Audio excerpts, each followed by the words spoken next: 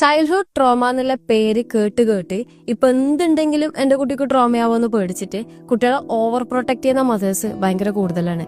അധികമായിട്ടുണ്ടെങ്കിൽ അമൃതും വിഷം തന്നെയാണ്. ഒന്ന് വീണാലോ പൊട്ടിയാലോ അപ്പുറം അടിയാക്കിയിട്ടുണ്ടെങ്കിലോ എന്തെങ്കിലും ഇങ്ങോട്ടേക്കൊക്കെ സംഭവിച്ചിട്ടുണ്ടെങ്കിൽ എന്റെ കുട്ടീന്റെ ഫ്യൂച്ചറിനെ അത് ബാധിക്കോ, ട്രോമയാവോ വൂണ്ടാവോ എന്നൊക്കെ പേടിച്ചിട്ട് ഓവർ പ്രൊട്ടക്ട് ചെയ്യാം.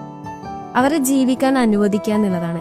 അവര് പാരന്റ്സിന്റെ അടുത്തുനിന്ന് കുറെ കാര്യങ്ങൾ പഠിക്കണം, ടീച്ചേഴ്സിന്റെ അടുത്തുനിന്ന് പഠിക്കാനുള്ളതുണ്ട്, സോഷ്യൽ ലേണിംഗ് എന്ന് പറഞ്ഞിട്ടുള്ള ലേണിംഗ് ഉണ്ട്, നാച്ചുറൽ ലേണിംഗ് ഉണ്ട്. അപ്പൊ അവരെ വീണും മുറിഞ്ഞും ചീറ്റയും അടിയാക്കിയും അങ്ങനെയൊക്കെ തന്നെ പഠിക്കേണ്ട കുറെ കാര്യങ്ങളുണ്ട്. Let them leave. അതാണ് നമുക്ക് ചെയ്യാൻ വേണ്ടി പറ്റുന്നത്. അല്ലാണ്ട് ഒരു പാരന്റിന് ഒരിക്കലും എന്റെ കുട്ടിക്ക് ഒരിക്കലും വേദനയെ ഉണ്ടാകാൻ വേണ്ടി പാടില്ല, മുറിവേ ഉണ്ടാകാൻ വേണ്ടി പാടില്ല, ഈ വേൾഡ് അവനെ നല്ല രീതിയിലേക്ക് ട്രീറ്റ് ചെയ്യാൻ വേണ്ടി പറ്റുള്ളൂ എന്ന് വാശി പിടിക്കാൻ വേണ്ടിയിട്ട് പറ്റൂല. അത് പോസിബിൾ ആയിട്ടുള്ള കാര്യമല്ല.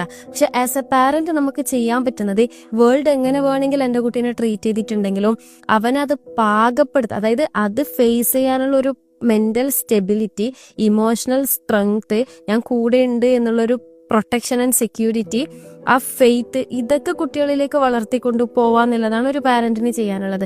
അല്ലാതെ എത്ര കാലം നമ്മൾ അവരെ പേടിപ്പിച്ചിട്ട് നമ്മളിങ്ങനെ പ്രൊട്ടക്ട് ചെയ്തിട്ട് നിർത്തും എന്ന് ചിന്തിക്കാം.